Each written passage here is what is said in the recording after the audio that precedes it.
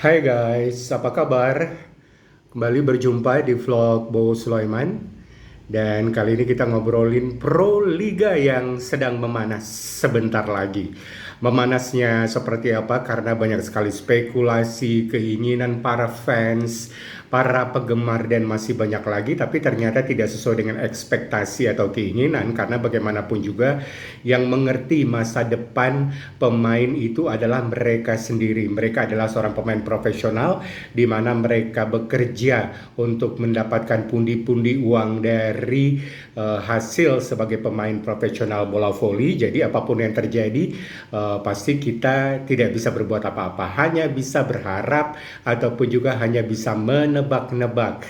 Nah, udah tahu kan kalau saya udah ngomong kayak gini, ini adalah mengenai Gia yang ternyata dipinang Pertamina Enduro. Nah, mengapa Pertamina Enduro memilih Gia? Bisa jadi Jakarta Bin sudah bernegosiasi dengan Gia, namun hasil negosiasi itu tidak mendatangkan hasil. Bisa jadi mungkin nominalnya yang kurang atau hal-hal yang lain. Akhirnya Pertamina Enduro lah yang meminang Gia, dan akhirnya kesepakatan pun terjadi. Deal-dealan harga, kemudian fasilitas, dan masih banyak lagi yang membuat Gia akhirnya memilih Pertamina Enduro untuk tempat dia berlabuh di Pro Liga. Dan saya yakin Megawati dan Gia pasti sudah berkomunikasi sebelumnya.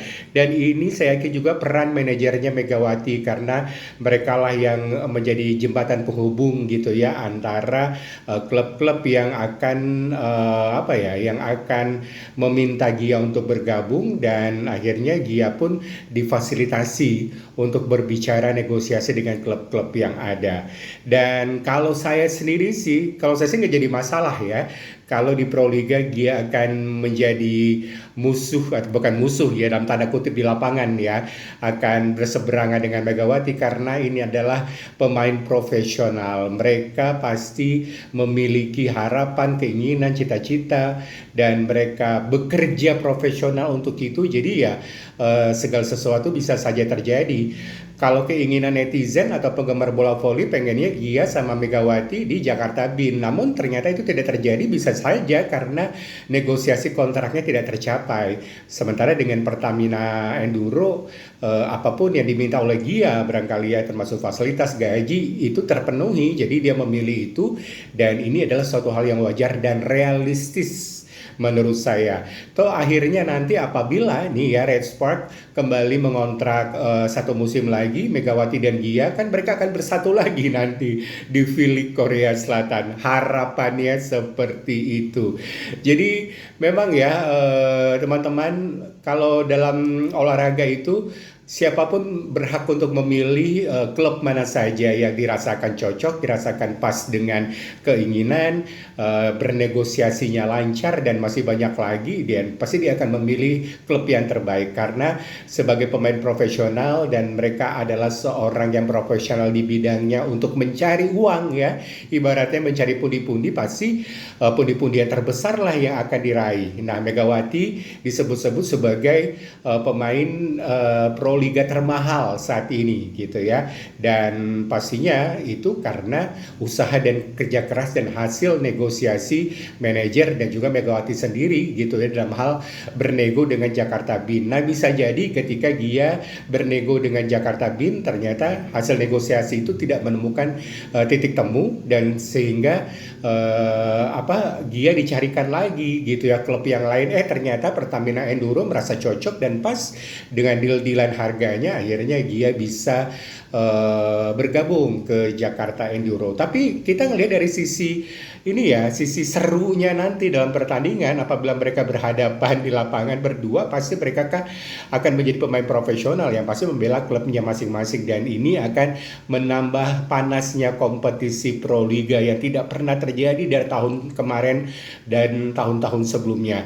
Pro Liga bisa dibilang anyep, tidak begitu hype, tidak begitu promosinya sebesar seperti sekarang.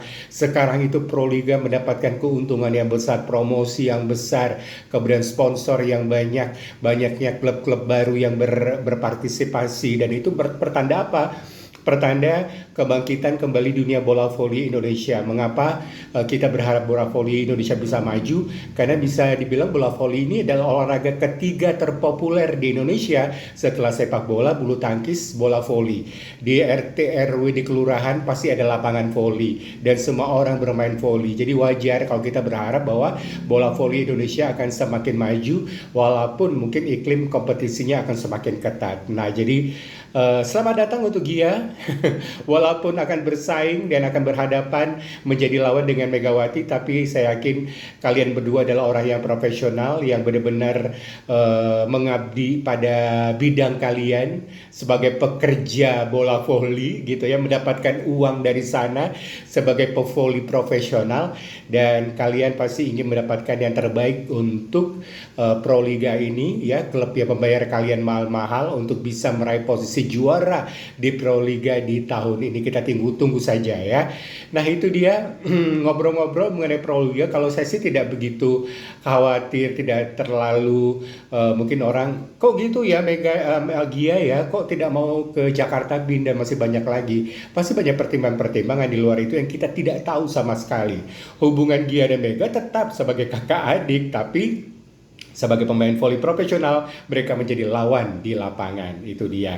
Dan yang pasti Proliga kali ini semakin seru, sponsor semakin banyak, yang nonton semakin banyak, otomatis dunia voli Indonesia diharapkan berkembang. Indonesia peringkatnya pun juga terutama bola voli wanita akan semakin meningkat gitu ya. Kita nggak kalah sama Thailand dan juga negara-negara lainnya di Asia, dan itu memang triggernya dimulai dari Megawati Effect. Kalau nggak ada Megawati mungkin nggak seperti ini ya sekarang situasi bola voli di Indonesia. Oke, itulah ngobrol-obrolan singkat santai dari pengamat bola voli abal-abal. Yang pasti selamat datang untuk Gia ya di Proliga, dan juga untuk Megawati, semoga bisa membawa klubnya menjadi juara, karena Megawati ini cuman itu aja yang dia inginkan, adalah membawa klubnya juara, yang selama ini dalam beberapa tahun belakang ini jarang ya dia dapatkan. Dia cuman kalau nggak salah membawa klubnya juara 2, runner up atau juara 3 gitu ya.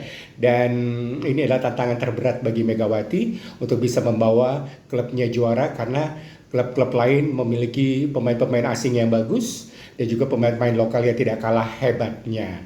Ya, paling tidak ini akan menembus keseruan, akan menjadi keseruan yang luar biasa di Proliga Indonesia 2024. Oke, cukup sampai di sini saja kita ngobrol-ngobrol mengenai Proliga 2024. Jangan lupa di like, subscribe, di komen kalau ada komentar-komentar mengenai dunia bola voli. Bawa Sulaiman pamit, kita jumpa lagi di lain kesempatan. Assalamualaikum warahmatullahi wabarakatuh. Bye-bye.